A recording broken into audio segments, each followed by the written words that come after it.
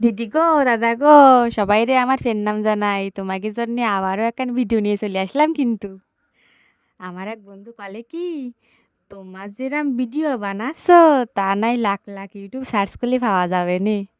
তাতে আবার ভিডিও সিরি কিরাম খারাপ, মাইনসে দেখবে কেন আমার ভিডিও।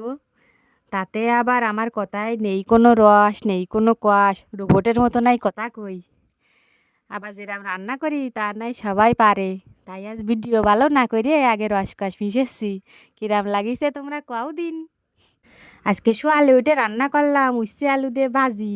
তারপর পাশের বাড়িতে কটা পুঁই শাক আনিলো, তাই দিয়ে চিংড়ি মাছ দিয়ে একটু গুটিয়ে তুললাম। প্রথমে চিংড়ি মাছ ভালো করে ভাজিয়ে নিয়ে তারপরে দেবো তার মধ্যে জোয়াল। জোয়াল দিয়ে জোয়াল ফুটে উঠলি তার মধ্যে দেবেন পুঁই শাক।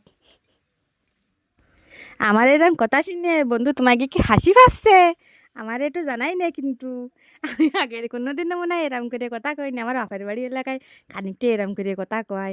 তা আমিও একটু চেষ্টা করে দেখলাম আসলে ওয়াইট হয় কি না। সবাই কচ্ছে ভিডিও ভালো না, এরম কথা টথা করি নাই, ভাইরাল টাইরাল হয়ে যাবে নে।